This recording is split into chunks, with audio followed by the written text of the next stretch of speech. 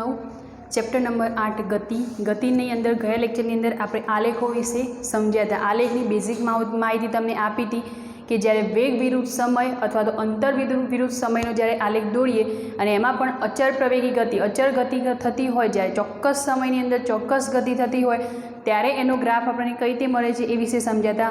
हवे आपणे गतिना केटलाक समीकरणो छे ए आलेख एक ग्राफ द्वारा आपणे तारववाना छे। तो अचर प्रवेगी गति माटेना समीकरणो तो जुदा जुदा संबंधो द्वारा ए तारववाना छे। तो पहेलुं तो छे कि वेग अने समय वेग अने समय ने ध्यान में राखीने एटले के ए बंने वच्चेनो संबंध दर्शावतुं समीकरण शुं थशे वेग अने समय के जेनी अंदर मात्र ने मात्र वेग अने समय टी एनो उपयोग थयो होय तो एवुं समीकरण आपणा जोड़े छे v बराबर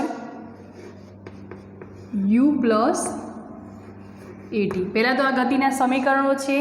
तमने एवो प्रश्न पूछी शके कि अचर प्रवेगी गति माटेना समीकरणों लखो। तारववा ए वस्तु अलग है और खाली लखवा ए पण वस्तु अलग है। हवे वेग ने आपणे बदली दईशुं स्थाननी अंदर तो स्थान अने समय एमना एम राखीशुं आपणे। तो स्थान अने समय आ बंने दर्शावतुं समीकरण आपणा जोड़े शुं छे s बराबर ut प्लस 1/2 at स्क्वेर बराबर जेनी अंदर स्थान एटले के अंतर s अने समय दर्शावतुं समीकरण छे। हवे ए ज रीते स्थान आपणे एमना एम राखीशुं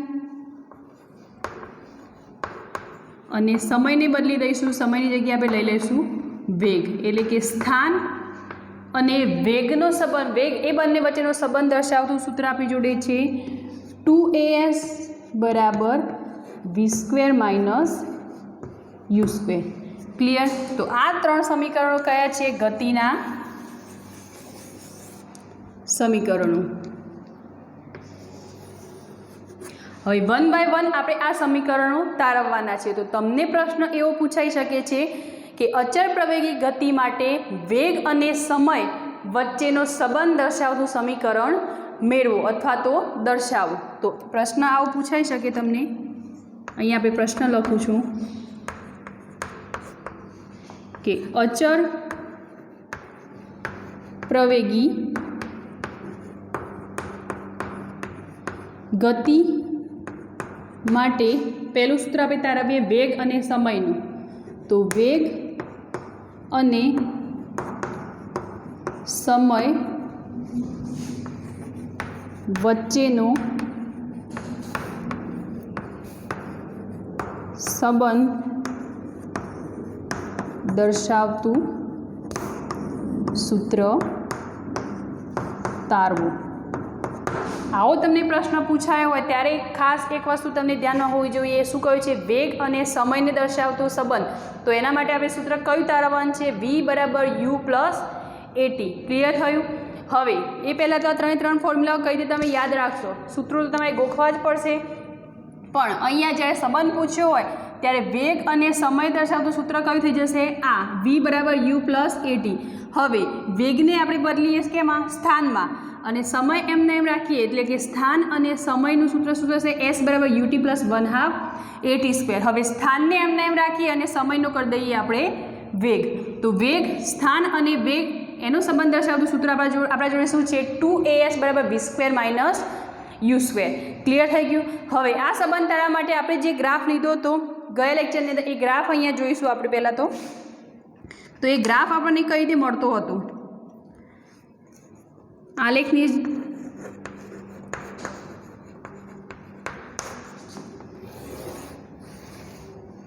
तो आ रीते कोई ग्राफ छे। अहींया आपणे शुं लई लईशुं समय t स्वतंत्र राशि t अने शेनो लेवानुं छे वेग एटले के वेग विरुद्ध समयनो आलेख वेग अने वेगमां थतो फेरफार भाग्या समय जेने आपणे शुं कहीए छीए प्रवेग एटले के अचर प्रवेगी गति करतो होय एवो आलेख।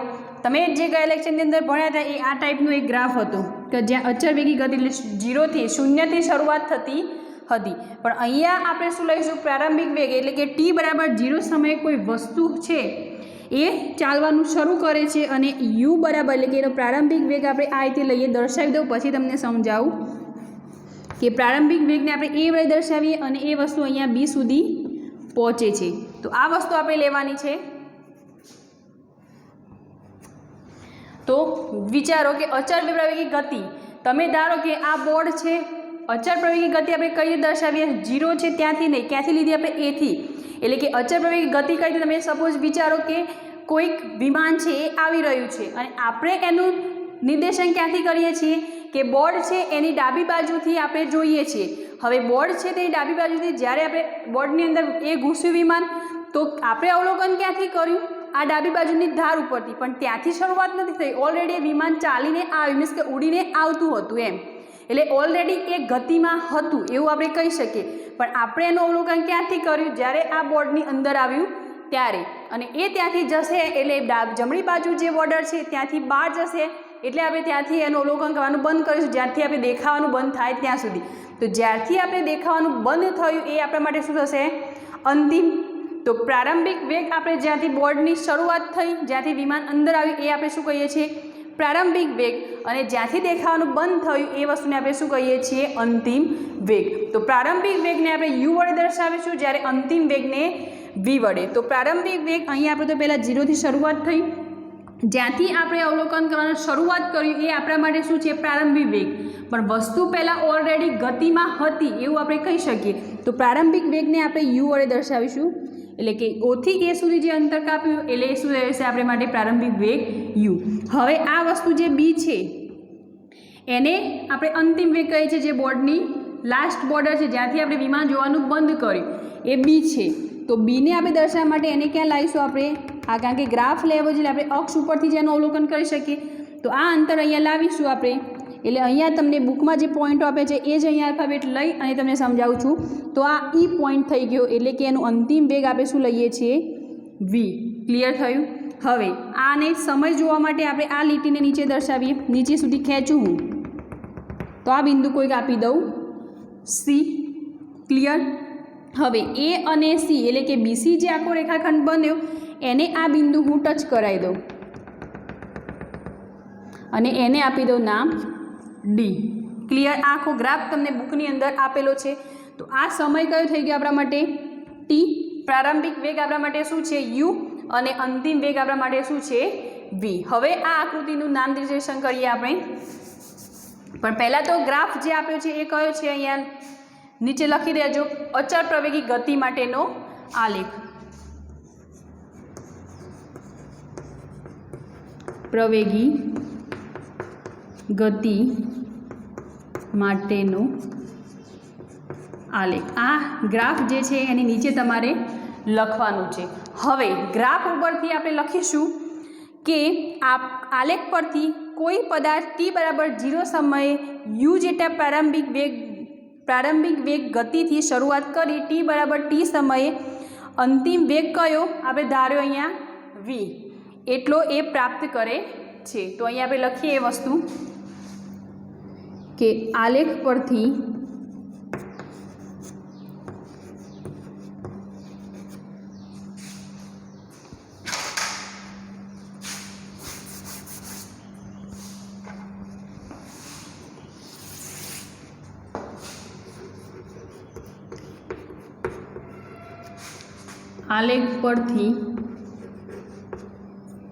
પદાર્થ ક્યાંથી શરૂઆત કરે છે? t બરાબર 0 સમય, એટલે કે t બરાબર 0 સમયે u જેટલો પ્રારંભિક વેગ પ્રાપ્ત કરી t બરાબર t સમયે, એટલે કોઈક એવો સમય છે જે આપણે શું લઈ લઈશું એટલા સમયે ક્યાં હશે? અંતિમ સ્ટેજ, એટલે કે અંતિમ વેગ સમયે v જેટલો અંતિમ વેગ પ્રાપ્ત કરે છે. આ માહિતી આપણે ગ્રાફ ઉપરથી જ લીધી. શું કહ્યું આપણે કે કોઈ પદાર્થ છે એ અહીંયા t બરાબર 0 સમયે એની શરૂઆત કરે છે અને પછી u જેટલો પ્રારંભિક વેગ મેળવી અને ટી બરાબર ટી સમયે વી જેટલો અંતિમ વેગ પ્રાપ્ત કરે છે. ક્લિયર થઈ ગયું એટલે સુધી? હવે આપણે આકૃતિમાં જે વસ્તુ આપી છે એનું નામ નિર્દેશન કરેલું છે એ વસ્તુ લઈએ અહીંયા પહેલાં. તો જુઓ, આ જે ડોટેડ વાળી લાઈન બતાવી છે, પહેલાં તો યુ દર્શાવી દઈએ, યુ વી અને સમય ટી, કે જે આપણે અહીંયા ફોર્મ્યુલા જે મેળવવાના છે, સૂત્ર તારવવાનું છે, એમાં જરૂરિયાત છે એ વસ્તુ. તો યુ અંતર કયું થશે? ઓ એ જેટલું અંતર એ શું થશે આપણા માટે? યુ. હવે એ કોને સમાંતર સરખું? સી. ડીસી જેટલું જ અંતર ઓ એ છે, એટલે કે આપણે અહીંયા એવું લખી શકીએ કે અહીં ઓ એ બરાબર ડીસી લખી દઈએ. આ અંતર કેવા થવાના આપણા માટે? બંને ઓ એ અને સીડી બંને કેવા છે? સમાંતર, એટલે કે એકબીજાને સરખા છે. તો એ અંતર આપણે શું છે? પ્રારંભિક વેગ છે ઓ એ, એટલે એ અંતર આપણે શું લઈ લઈશું? યુ. ક્લિયર? હવે વી ક્યાં મળશે તમને? ઓ ઈ, કારણ કે વેગમાં થતો ફેરફાર, અંતિમ વેગ આપણા માટે શું છે? ઈ, એટલે કે આખો વેગ આપણે લઈશું તો ઓ ઈ. ઓ ઈ બરાબર શું સરખું થશે? ત્યાં સામેની બાજુ ઓ ઈ જેટલું ડિસ્ટન્સ કયું હશે? બીસી જેટલું અથવા તો સીબી જેટલું. તો અહીંયા ઓ ઈ બરાબર લઈ લઈએ બીસી બરાબર શું છે આપણા જોડે? અંતિમ વેગ વી. ક્લિયર થયું? હવે સમય લેવાનો છે, તો સમય ક્યાં મળવાનો આપણે? આડી અક્ષ ઉપર. તો આડી અક્ષ સમાંતર રેખા કઈ છે? એડી. તો એડી જેટલું એક્ઝેક્ટ અંતર કયું થયું? નીચે ઓસી જેટલું. તો બીજી વસ્તુ આપણે અહીંયા આ પણ લખી શકીએ કે ઓસી બરાબર આ અંતર કયું છે? આડું એડી. એડી બરાબર આપણને શું મળે છે? સમય સ્મોલ ટી. ક્લિયર થઈ ગયું? તો આટલે સુધી એક તો આ છે પહેલો ભાગ, એક આ છે બીજો ભાગ 2 અને આ છે ત્રીજો ભાગ 3. આ 3 જે ભાગ છે આ 3 ફોર્મ્યુલાઓ જ્યારે મીન્સ કે 3 સૂત્રો જ્યારે તારવવાના છે ત્યારે બધામાં સરખા હશે. દરેક વખત એવું રિપીટ નહીં કરું, દરેક સૂત્રો તારવતા આ પોર્શન તો એમના એમ જ હશે. નીચે જે આપણે એની સાબિતી આપવાની છે એ નવી હશે ખાલી. બરાબર? એ 3 વસ્તુની અંદર આટલી વસ્તુ આ જે 3 તબક્કા લીધા એ 3 કેવા હશે? સરખા. જે દરેકની અંદર તમે વારંવાર મીન્સ કે અલગ અલગ રીતે જ્યારે સૂત્ર તારવો, સપોઝ સ્થાન અને સમય તમે સૂત્ર તારવતા હોય તો આ 3 વસ્તુ પહેલાં લખી દેવાની અને પછી એની સાબિતી આપવાની. એ જ રીતે સ્થાન અને વેગ વચ્ચેનો સંબંધ તારવતા હોય ત્યારે આ 3 વસ્તુ પહેલાં લખવાની અને પછી એનો સંબંધ તારવવાનો. ક્લિયર થઈ ગયું? તો આ 3 વસ્તુ આ 3 ફોર્મ્યુલાની અંદર સરખી હશે. હવે આપણે સૂત્ર તારવીએ.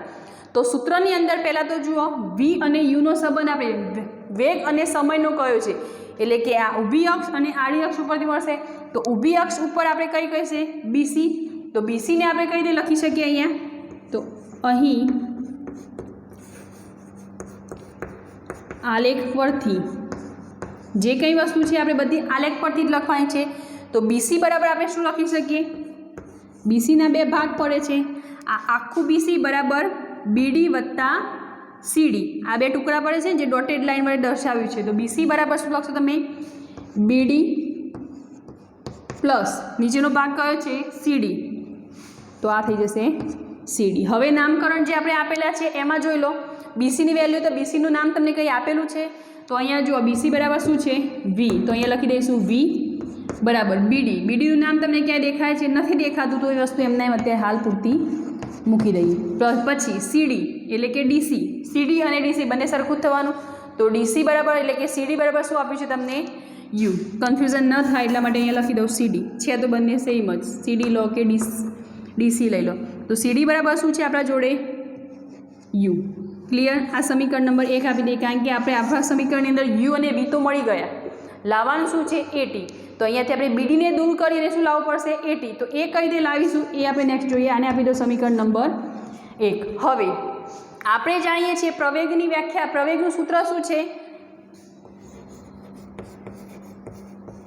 આપણે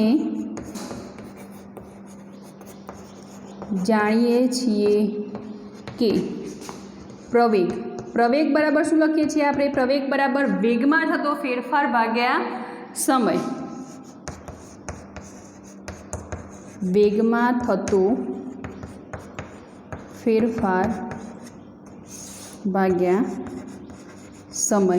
તો વેગમાં કેટલો ફેરફાર થાય છે? તો જુઓ વેગમાં જે ફેરફાર થાય છે એ આ જ છે, ઓ ઈ જેટલો. પણ ઓ ઈ એટલે કે વેગ આપણું જે છે વિમાન આપણે લીધું હતું ઉદાહરણ, એ ક્યાંથી શરૂઆત કરીને બોર્ડની જે બ્લેકબોર્ડ છે એની બોર્ડર સુધી પહોંચ્યું એટલે આપણે કયું બિંદુ હતું બી, એટલે કે ઓથી લઈને એ સુધી, એથી લઈને બી સુધી, એટલે આ જે બોર્ડર છે આખી બીડી આટલો ફેરફાર થયો. કંઈ પણ વસ્તુ તમારે સમય, સપોઝ તમારા જોડે સવારે જ્યારે 100 રૂપિયા હતા, સવારે જ્યારે ઘરમાંથી તમે બહાર નીકળ્યા ત્યારે તમારા જોડે 100 રૂપિયા હતા, પણ જ્યારે તમે ઘરે રિટર્ન વધ્યા ત્યારે તમારા જોડે 500 રૂપિયા છે. તો આપણે એનો ફર્ક જોવો હોય તો કઈ રીતે જોશો? તમે 500માંથી જે તમારા જોડે હતા એ તમે શું કર્યું? બાદ કરી દે, એટલે બચ્યા કેટલા? 400 રૂપિયા. તો એ જ વસ્તુ અહીંયા છે કે વેગમાં થતો ફેરફાર એટલે કે આપણે લેતા હતા કે S2 - S1, એટલે મોટી સંખ્યામાં લઈએ. અહીંયા સમયનો લેતો તો T2 - T1, બસ એ જ વસ્તુ થશે. તો વેગમાં કેટલો ફેરફાર થયો? તો AE જેટલો. AE સમાંતર ક્યાં છે? BD જોડે, અને BDની જ વેલ્યુ આપણે મેળવવાની છે. તો વેગમાં થતો ફેરફાર કેટલો છે? BD જેટલો. પ્રવેગને આપણે શેના વડે દર્શાવીએ છીએ? A વડે. વેગમાં થતો ફેરફાર એટલે કે BD જેટલો ફેરફાર થાય છે, અને આપણા જોડે સમય શું છે? T. હવે BDની વેલ્યુ આપણે અહીંયા જોઈએ છે સમીકરણ 1 ની અંદર. તો BDને કરતા બનાવો. તો BD બરાબર શું લખી શકીએ અહીંયા? AT, જેને આપી દો સમીકરણ નંબર 2. ક્લિયર? હવે સમીકરણ 2 ની વેલ્યુ છે એ સમીકરણ 1 ની અંદર મૂકો. તો અહીંયા લખી દઉં છું સાઈડમાં. સમીકરણ 2 ની કિંમત સમીકરણ 1 માં મૂકતા. તો સમીકરણ 1 માં મૂકીશું એટલે પહેલાં તો આપણે જો સમીકરણ જે છે એ V બરાબર BDની વેલ્યુ આપણે શું મળી? AT plus U. આપણા જોડે સમીકરણ શું હતું? V બરાબર U પ્લસ AT. ગોઠવી દો ખાલી, અંદર પ્લસ સરવાળો જ છે એટલે V બરાબર U પ્લસ AT. તો આ સમીકરણ આપણને શું મળ્યું? આપણો પ્રશ્ન શું હતો કે અચળ પ્રવેગી ગતિ માટે વેગ અને સમય વચ્ચેનો સંબંધ દર્શાવતું સૂત્ર તારવો. તો આપણે નીચે લખીશું કે જે વેગ અને સમય દર્શાવતું સૂત્ર છે. બરાબર? જે પહેલું સૂત્ર હતું વેગ અને સમયનું V બરાબર U પ્લસ AT, જે આપણે તારવી દીધું. ક્લિયર થઈ ગયું આખું એક્ઝામ્પલ, આખું ફોર્મ્યુલા કે સૂત્ર જે તારવી એ ક્લિયર થઈ ગયું. હવે નેક્સ્ટ સૂત્ર શું છે? સ્થાન અને સમયનું. એ આ જ વસ્તુનો, આ જ ગ્રાફનો ઉપયોગ કરી અને આપણે તારવીશું. નેક્સ્ટ સ્થાન અને સમય. એની અંદર પ્રશ્ન તમને એવું પૂછાય, અચળ પ્રવેગી ગતિ માટે સ્થાન અને સમય વચ્ચેનો સંબંધ દર્શાવતું સૂત્ર તારવું. હમણાં કહ્યું હતું એ જ રીતે પહેલો તબક્કો, બીજો અને ત્રીજો, આ 3 વસ્તુ દરેક ગ્રાફની અંદર સેમ જ હશે. અને હવે આપણે શરૂઆત કરીએ એની આગળ સૂત્ર તારવવાની. તો અહીંયા લખીએ કે અહીં આ વસ્તુ તો તમને આપેલી જ છે. આ ગ્રાફની અંદર સ્થાન અને સમયનો જે ભાગ છે એ કેટલો થશે? આટલું. એટલે કપાયેલું અંતર તમારે શું શોધવાનું છે? અહીંયા S. S એટલે કે કપાયેલું અંતર બરાબર શું થશે? આ જે ભાગ છે એટલો.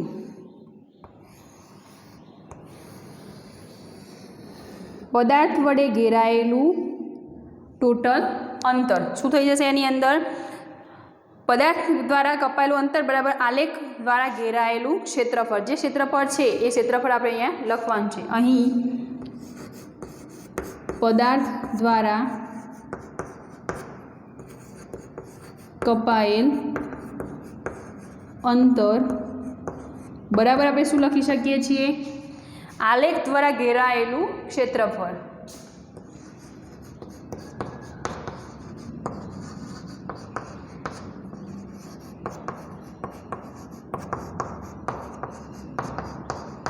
હવે આલેખ દ્વારા ઘેરાયેલું ક્ષેત્રફળ કયું છે? OABC.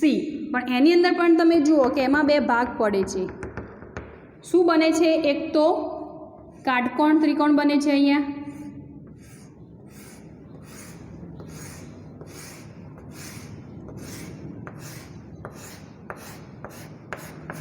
અને બીજી વસ્તુ શું બને છે? એક લંબચોરસ બને છે. આટલી વસ્તુ બને છે. એટલે કે આપણે આખા જે ક્ષેત્રફળ લઈશું OABCનું, એ શું થઈ જશે? 2 ભાગમાં વિભાજિત થશે. તો પહેલાં તો પદાર્થ દ્વારા કપાયેલું અંતર, જેને આપણે શેના વડે દર્શાવીએ છીએ? S વડે. તો S બરાબર આલેખ દ્વારા ઘેરાયેલું ક્ષેત્રફળ એટલે કે ત્રિકોણ. કયો ત્રિકોણ બનશે? ડી બી અથવા તો એ બી ડી જ્યાંથી શરૂઆત કરો ત્યાં સિક્વન્સમાં જ લેવાના તમે, બરાબર. એ બી ડી અથવા તો એ ડી બી, એ બી ડીનું ક્ષેત્રફળ ગુણાકાર મીન્સ કે બંને ના પ્લસ કરશો, અહીંયા ગુણાકાર નહીં આવે કારણ કે બે ભાગ આપણે આખા ભાગનું લઈએ છીએ ને એને જો બે ભાગમાં ડિવાઈડ કરીએ એટલે બંનેનો સરવાળો થશે ત્યારે જ આપણે આખું ક્ષેત્રફળ મળશે. તો આલેખ દ્વારા કેટલા ક્ષેત્રફળ એને બીજી અંદર ભાગ કયો છે લંબચોરસ ઓ એ ડી સી. જ્યાંથી શરૂઆત કરો ત્યાં તમે ઓ ડી એ સી એ રીતે ના લખી બોલી શકો, કઈ દે ઓ સી ડી એ અથવા તો ઓ એ ડી સી. ડીથી શરૂઆત કરો તો આખું સિક્વન્સમાં જ જવું જોઈએ, બરાબર. તો લંબચોરસ સિમ્બોલ મૂકી દઉં છું. લંબચોરસ કયું છે ઓ એ ડી સીનું ક્ષેત્રફળ. લંબચોરસનું ક્ષેત્રફળ અને ત્રિકોણનું ક્ષેત્રફળનું સૂત્ર તમે જો જાણતા હો તો આગળનું સ્ટેપ અહીંયા થશે. તો ત્રિકોણનું ક્ષેત્રફળ તમે એક આ રીતે લખી શકો છો કે 1/2 ગુણ્યા પાયો ગુણ્યા વેધ, અથવા તો કાટકોણ ત્રિકોણ અહીંયા બને છે તો તમે શું લખશો 1/2 જે કાટકોણ ત્રિકોણ બન્યો એની બે સરખી બાજુઓ એટલે કે બીડી અને એડી એ રીતે પણ લખી શકો છો. પ્લસ લંબચોરસ તમને આપ્યો છે તો લંબચોરસનું ક્ષેત્રફળ શું થશે લંબચોરસ ઓ એ ડી સી એનું ક્ષેત્રફળ શું થવાનું લંબાઈ ગુણ્યા પહોળાઈ. એ જે લંબચોરસ બન્યો એની લંબાઈ અને પહોળાઈનો ગુણાકાર કરો એટલે તમને શું મળશે એનું ક્ષેત્રફળ. ક્લિયર. હવે અહીંયા થશે પાયો. પાયો તો તમે જાણો છો કે નીચે જે બેઝ હોય એને આપણે શું કહીએ છીએ આ જે શું પાયો એને આપણે એડી એને શું કહીએ છીએ પાયો. પણ વેદ તમારા માટે શબ્દ જો ન જાણતા તો અહીંયા વ્યાખ્યા લખી દઉં વેદની.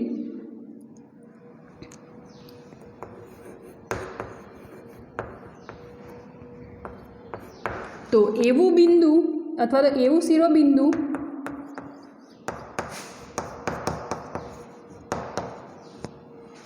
કે જે તેની સામેની બાજુને લંબ હોય. ત્રિકોણ કોઈ પણ હોય વેદ લેવાનો છે તમારે એટલે કે એવું શિરોબિંદુ જે ત્રિકોણ તમે લીધો છે એનું એવું શિરોબિંદુ કે તેની સામેની બાજુને શું હોય લંબ હોય. વેદની વ્યાખ્યા લખી છે જુઓ અહીંયા વેદ તમને કહે છે તો બીડી છે કોઈક એવું શિરોબિંદુ તમે લો કે જેની સામેની કોઈ પણ બાજુ હોય એને શું થશે એ લંબ થવાનું. જો બીડી લેશો તો એડીને શું થઈ ગયું એ લંબ થઈ ગયું. એટલા માટે વેદ આપણે શું લઈ લઈશું અહીંયા બીડી. આ એક શિરોબિંદુ એવું છે કે જે સામે એડીને ટચ થતાં શું થઈ જશે એ લંબ થઈ જશે. એટલે કે ડી બિંદુ લો તમે તો આખો જે એડી છે એટલે બીડી શું થઈ જવાનું એના માટે લંબ. આવી કન્ડિશન સર્જાય જ્યારે ત્યારે આપણે શું કહીએ છીએ એને લંબ. તો હવે આપણે શું કરીશું પાયો. પાયો આના માટે શું થઈ જશે આ ત્રિકોણની વાત કરીએ ખાલી બે ભાગ અલગ કરીને બતાવું તમને. આ ત્રિકોણની વાત કરીએ છીએ તો ઉપરના ભાગ માટે 1/2 તો છે જ. પાયો શું થઈ જશે આપણા માટે એડી અને વેદ શું લઈ લઈશું બીડી. તો નેક્સ્ટ સ્ટેપ એસ બરાબર એટલે કે કપાયેલ અંદર પદાર્થ દ્વારા કપાયેલું અંતર એસ 1/2 ગુણ્યા પાયો આપણા માટે શું થઈ જશે અહીંયા એડી અને વેદ શું છે આપણા જોડે બીડી. ક્લિયર. પ્લસ બીજી વસ્તુ શું આવશે અહીંયા લંબાઈ એટલે કે જે લંબચોરસ છે ઓ એ ડી સી એની લંબાઈ એટલે શું કહેવાશે આ ઊભી જે છે એને આપણે શું કહીએ છીએ લંબાઈ અને આડી જે છે એને શું કહીએ આપણે પહોળાઈ. તો એના માટે લંબાઈ આપણે શું લઈએ છીએ ઓ એ અથવા તો એઓ કહી દો તમે. આપણે અહીંયા એઓ લીધો છે એટલે એઓ ગુણ્યા એની પહોળાઈ આપણા માટે શું થશે ઓસી અથવા તો એડી. બંને પણ એની શું થવાનું અહીંયા તમે સીડી લઈ લો તો પણ એની લંબાઈ છે અને એડી લો તો પણ એની લંબાઈ જ એડી લો તો એની પહોળાઈ જ છે. ક્લિયર. બંનેમાંથી કોઈ પણ સાઈડ તમે લઈ શકો. હવે આપણો ત્રીજો તબક્કો તો એ જોઈએ નામકરણ જે આપ્યું છે એ પહેલાં તો 1/2 તો એમને મૂકી દેવાના. પછી એડીની વેલ્યુ તમને આપેલી છે અહીંયા એડી બરાબર શું થશે અહીંયા નીચેની વસ્તુ ઓસી બરાબર થઈ જશે. તો એડી બરાબર કોને સમાંતર થવાનો એ ઓસીને. તો એડી બરાબર ઓસી બરાબર શું છે આપણા જોડે ટી. હવે એ જ રીતે બીડી, બીડીનું નામકરણ છે અહીંયા નથી, તો બીડી એમના એમ આપણે મૂકી દઈએ, પ્લસ એઓ, એઓની વેલ્યુ આપણા જોડે શું છે યુ ઇન્ટુ ઓસી, ઓસી ફરી આપણા જોડે શું છે ટી, તો અહીંયા મૂકી દઈએ ટી. તો આ સૂત્ર શું થશે 1/2 ટી ઇન્ટુ બીડી. પહેલાં તો લખી દઈએ એમના એમ અને પછી બીડીની વેલ્યુ શોધીએ. બીડી પ્લસ યુટી, યુ અને ટીનો ગુણાકાર કરશો એટલે આ વસ્તુ મળી ગઈ. તો આને આપી દઈએ સમીકરણ નંબર 1. આપણા જોડે બીડી નથી તો બીડી મેળવવો છે તો આગળ જે પ્રોસેસ કરી એના એ જ વસ્તુ રિપીટ કરું છું ફરીવાર. બીડી ક્યાંથી આવશે? આપણા જોડે બીડી એટલે કે વેગમાં થતો ફેરફાર છે. તો પ્રવેગની વ્યાખ્યા ઉપરથી આપણે લાવીશું કે આપણે જાણીએ છીએ કે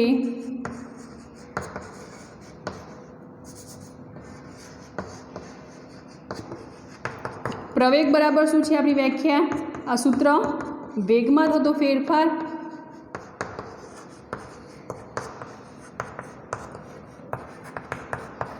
નીચે શું આવશે ભાગ્યા સમય. યાદ છે પ્રવેગનું વ્યાખ્યા કઈ રીતે આપતા હતા? નીચે સમય પરથી ચોક્કસ સમયમાં અથવા તો એકમ સમયમાં વેગમાં વસ્તુ અથવા તો કોઈ પદાર્થ હોય અથવા તો કોઈ વ્યક્તિ હોય તો એમાં વેગ, એની વેગમાં થતો ફેરફાર જેને આપણે શું કહીએ છીએ પ્રવેગ. તો વેગમાં થતો ફેરફાર જે આગળ લીધો એ જ વસ્તુ શું થશે બીડી, અને પ્રવેગને આપણે શેના વડે દર્શાવીએ છીએ એ વડે. તો એ બરાબર બીડી ભાગ્યા સમય શું છે આપણા જોડે t. Therefore BD is equals to AT, જેને આપણે સમીકરણ નંબર શું આપી દઈશું 2. સમીકરણ નંબર 2. સમીકરણ 2ની વેલ્યુ હવે બીડીની વેલ્યુ જે આપણે મૂકવાની છે સમીકરણ 1ને ત્યાં મૂકી દઈએ. તો નીચે લખીએ સમીકરણ 2ની કિંમત સમીકરણ 1માં મૂકતા. સમીકરણ 1 આપણા જોડે શું છે એસ બરાબર 1/2 ઇન્ટુ ટી પ્લસ બીડીની વેલ્યુ મૂકી દો શું છે ઇન્ટુ એટી પછી પ્લસ યુટી ગુણાકાર કરી દો 1/2 ટી ઇન્ટુ એટી એટલે 80² પ્લસ યુટી. હવે આપણને સમીકરણ મળી ગયું, પણ એ જે રીતે આપી છે એ રીતે આપણે ગોઠવી દઈએ. તો એસ બરાબર યુટી પ્લસ 1/2 80², જે શું દર્શાવે છે સ્થાન અને સમય વચ્ચેનો સંબંધ. ક્લિયર થઈ ગયો? આખી સૂત્ર કઈ રીતે તાળવ્યું આપણે જોઈએ. હવે નેક્સ્ટ સ્થાન અને વેગ બંનેનો સંબંધ દર્શાવતું સૂત્ર. નેક્સ્ટ સૂત્ર અહીંયા આપણે સ્થાન અને સમયની જગ્યાએ આપણે શું લેવાનું છે વેગ. તો પ્રશ્ન આપણો એવો બનશે અચળ પ્રવેગી ગતિ માટે સ્થાન અને વેગ વચ્ચેનો સંબંધ દર્શાવતું સૂત્ર તારો. તો આકૃતિ તો પહેલાં મીન્સ કે જે આલેખ છે એ તો આપણા માટે એના રહેશે. પહેલો, બીજો અને ત્રીજો તબક્કો સેમ જ છે. હવે આપણે શું કહીએ છીએ કે સ્થાન અને વેગ વચ્ચેનો સંબંધ દર્શાવવાનો છે. તો પદાર્થ દ્વારા કપાયેલું અંતર જે એસ છે એ બરાબર શું થશે ઘેરાયેલો, આલેખમાં ઘેરાયેલું ક્ષેત્રફળ. એટલે આલેખમાં ઘેરાયેલું ક્ષેત્રફળ શું છે OABC. એટલે કે અહીંયા શબ્દ જે યુઝ કરો એ જોજો. પદાર્થ દ્વારા કપાયેલું અંતર એસ છે પણ ઘેરાયેલું ક્ષેત્રફળ એના માટે શું છે સમલંબ ચતુષ્કોણ. સમલંબ ચતુષ્કોણ કયો બનશે? ઓ એ ઉપર શું છે બી અને નીચે શું છે સી નું ક્ષેત્રફળ. સમલંબ ચતુષ્કોણ તમે કોને કહેશો? ચતુષ્કોણની સામસામેની બે જોડ. વ્યાખ્યા આપી દઉં અહીંયા સમલંબ ચતુષ્કોણની.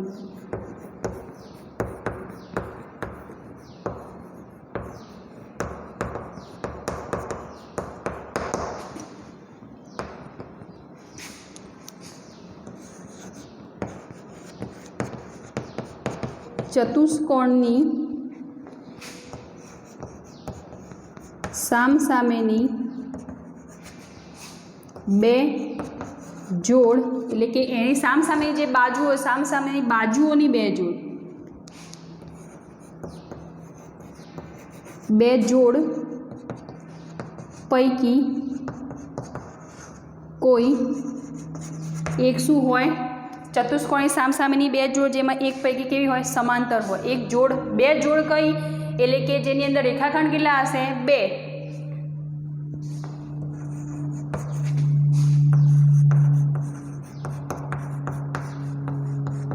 ક્લિયર થઈ ગઈ વ્યાખ્યા આખી? સમજાવું આકૃતિમાં જે છે એ વસ્તુ દ્વારા. સમલંબ ચતુષ્કોણની વ્યાખ્યા, ચતુષ્કોણની એવી બે જોડ, મીન્સ કે સામસામે જે રેખાખંડ લઈએ આપણે, સામસામેની બે જોડ લઈએ, એ પૈકી એક જોડ એવી હોય કે જે એકબીજાને કેવી હોય, સમાંતર હોય. હવે આ જે સમલંબ ચતુષ્કોણ આપણે કહ્યો એમાં જો આ બે ધાર લઈ લઈશું આપણે, તો આ વસ્તુ આગળ જતાં ક્યાં થવાની, આ નીચે આવવાનું અને આ સીધી સીધી એટલે આગળ જતાં ક્યાં થશે, ક્રોસ થશે. તો એ ક્રોસ થતી હોય એ સમાંતર નહીં હોય. પણ જો ઊભી બે ધાર લંબ બાજુ લઈ લો તમે, OA અને BC, તો એ બે આગળ જવાય તો સીધી સીધી ઉપર જ જવાની. એટલે એવી જ બે જોડ કઈ કહેવાય છે, સમાંતર છે એકબીજા. તો એવો જે ચતુષ્કોણ બને એને આપણે શું કહીએ છીએ, સમલંબ ચતુષ્કોણ. હવે સમલંબનું ચતુષ્કોણની આપણે સૂત્ર લખીએ. તો અહીંયા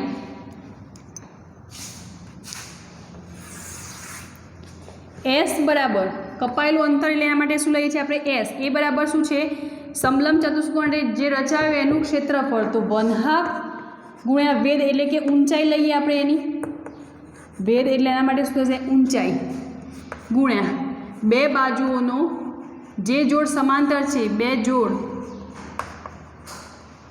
જે, અથવા તો લખીએ આપણે સમાંતર બે જોડ જે છે એનો સરવાળો.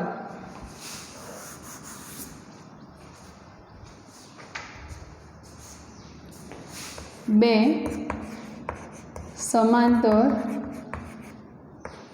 બાજુઓનો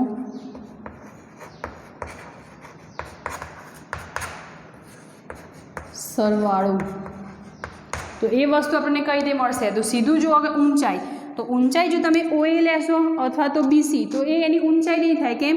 કારણ કે OA માપ કેવું છે, નાનું છે, જ્યારે BC શું છે, મોટું માપ છે. તો એટલા માટે સરતા ખાતર આપણે એ જે સમલંબ ચતુષ્કોણ છે એને આડો પાડ દો, એટલે કે આવી કન્ડિશન સર્જાશે, આવું કંઈક મળશે તમને. તો આડો પાડ દો તો આ લંબાઈ એની ઊંચાઈ નહીં કહેવાય. કઈ ઊંચાઈ થશે એની, આ જે ઊભી છે એ શું થશે આપણા માટે, OC. તો 1/2 OC લઈ લઈશું આપણે, એની ઊંચાઈ 1/2 ઇન્ટુ OC, ઊંચાઈ આપણે માટે શું થશે, OC. હવે બે સમાંતર બાજુનો સરવાળો, તો સમાંતર બાજુ કઈ છે, આ બે ઊભી એકબીજાને આ રીતે રહેતી હોય એ કેવી કહેવાય, સમાંતર. તો બે સમાંતર બાજુ કઈ છે, OA અને BC. તો એનો સરવાળો લેવાનો કયો છે તમને, તો કૌંસમાં લખી દઈશું OA અથવા તો AO પ્લસ BC. તો આ મળી ગયું આખું સમલંબ ચતુષ્કોણનું ક્ષેત્ર. હવે તમને અહીંયા પ્રશ્ન એ થશે કે આલેખ દ્વારા ઘેરાયેલું ક્ષેત્રફળ તો આપણે આગળ પણ શોધ્યું હતું, પણ એ શું હતું, સ્થાન અને સમય દર્શાવતું હતું. આપણે અહીંયા શું લેવાનું છે, સ્થાન અને વેગ. એટલે આખી વસ્તુ જે અંદર ગ્રાફની અંદર મળ્યું છે ઘેરાયેલું ક્ષેત્રફળ, એ આખું આપણે લઈશું ત્યારે જ આપણે એ વસ્તુ મળશે. બરાબર? તો હવે આપણે જોઈએ નામકરણ. તો પહેલાં જે આપ્યા છે અહીંયા પુટ કરી દઈએ 1 by 1. 1/2 OC શું છે તમારા જોડે, OC બરાબર T ઇન્ટુ OA. OAની વેલ્યુ શું છે તમારા જોડે, U એટલે કે પ્રારંભિક વેગ U પ્લસ BC. BCની વેલ્યુ અહીંયા શું છે તમારા જોડે, V.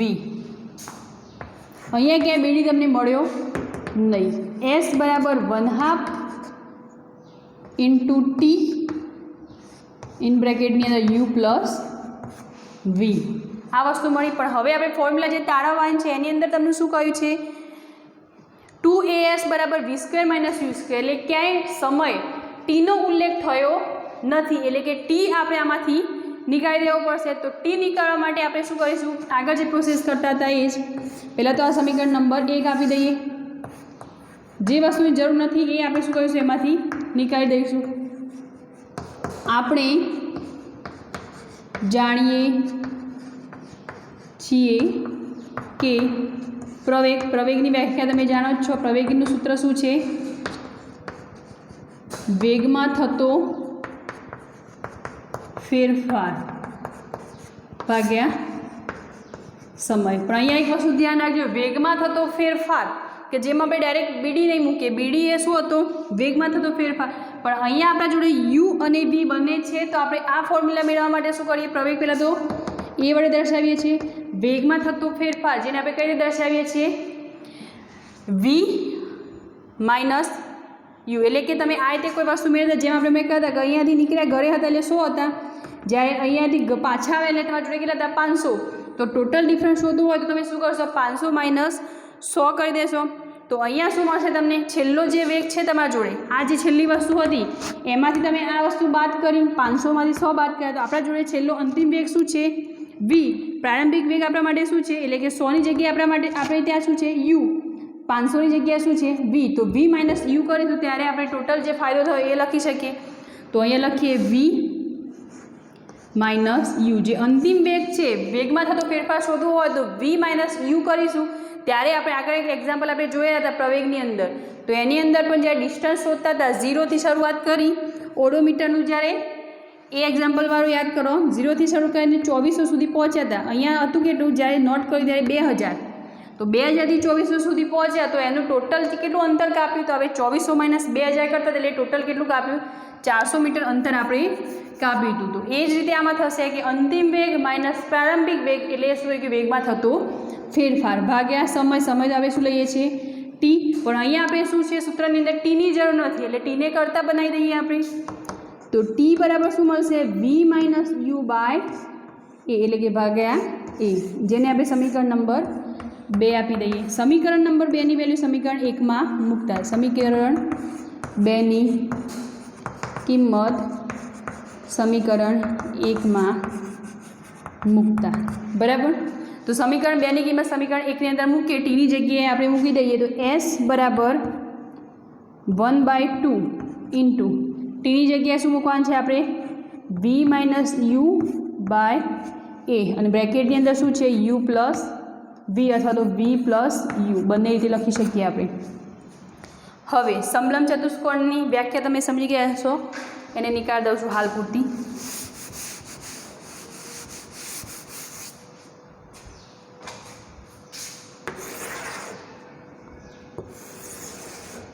આ વસ્તુ અહીંયા લાવું છું પાછી.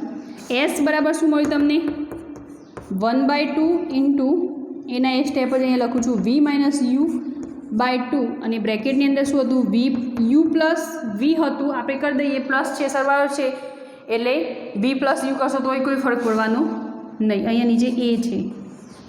હવે તમે જુઓ નીચે જે ભાગાકારની અંદર છે બધું જ ગુણાકારમાં જ છે, એટલે અહીંયા કંઈ લસા લેવાની કોઈ જરૂર નથી. જો સરવાળો હોત તો લસા લેવાની જરૂર પડત. આ ત્રણે ત્રણ વસ્તુ એકબીજાને કેવી છે? ગુણાકારમાં છે. તો જે અંશ છે અને જે છેદ છે, છેદ એ બરાબરની સામે જશે એટલે ક્યાં જવાનો? અંશની અંદર. એટલે કે આ બંને વસ્તુ બરાબરની સામે જશે એટલે એસ જોડે ગુણાઈ જવાની. એટલે નીચે શું છે? 2a. 2a અહીંયા લાવશો તો 2as થઈ ગયા. બચ્યું શું બાકી છે? બચ્યું એ લખી દો, v minus u v plus u. આ તમારી જોડે ફોર્મ્યુલા જ છે, તમે મેથ્સની અંદર ભણો છો. ના સમજ પડે તો ગુણાકાર કરી લેવાનો. વી માઇનસ યુ અને વી પ્લસ યુ જ્યારે આપેલા હોય ત્યારે શું લખાય? વી સ્ક્વેર માઇનસ યુ સ્ક્વેર. આ અવયવ પડશે. ના સમજ પડે તો ગુણાકાર કરી લઈએ આપણે ફરીવાર. આના સ્ટેપ સમજીએ.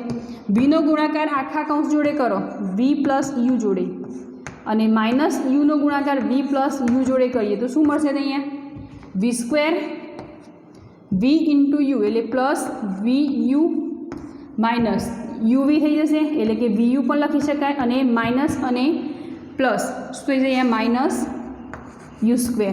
હવે જુઓ પ્લસ યુ વી યુ અને માઇનસ વી યુ બે નીકળી જશે, તો બાકી શું બચ્યું? વી સ્ક્વેર માઇનસ યુ સ્ક્વેર. વી ને યુ કદાચ તમને સરખા લાગતા હશે, પણ આ છે વી અને આ છે યુ. તો આ સ્ટેપ, આગળનું સ્ટેપ થશે આપણા માટે વી સ્ક્વેર માઇનસ યુ સ્ક્વેર. ના સમજ પડતી હોય તો મેથ્સની અંદર જે આપણે ફોર્મ્યુલા ભણીએ છીએ એમાં જોઈ લેવાનું કે સાદુરૂપ કઈ રીતે મળશે. નિત્ય સમજ છે આપણા જોડે. તો 2as બરાબર વી સ્ક્વેર માઇનસ યુ સ્ક્વેર, જે સૂત્ર આપણે મેળવવાનું હતું એ અહીંયા મળી ગયું. તો આને શું કહીએ આપણે? અચળ પ્રવેગી ગતિ માટે સ્થાન અને વેગ એ બંને વચ્ચેનો સંબંધ દર્શાવતું સૂત્ર થઈ ગયું. ક્લિયર થઈ ગયું? તો 3 ફોર્મ્યુલાઓ છે. ખાસ વસ્તુ આ પહેલો ભાગ, બીજો ભાગ અને ત્રીજો ભાગ 3 વસ્તુ બધામાં કેવી હશે? કોમન હશે. અને એ પછી આપણે ફોર્મ્યુલાઓ જે મેળવવાની છે એ અહીંયા મેળવી દીધી. ક્લિયર થઈ ગયું આજનું લેક્ચર તમને? હવે નેક્સ્ટ નિયમિત વર્તુળ ગતિ સમથિંગ કઈ છે એ આપણે નેક્સ્ટ લેક્ચરની અંદર જોઈશું, અને કેટલાક ઉદાહરણો પણ આના છે એ નેક્સ્ટ લેક્ચરની અંદર આપણે જોઈશું. આજનું લેક્ચર આપણે આટલે સુધી રાખીએ છીએ. Thank you.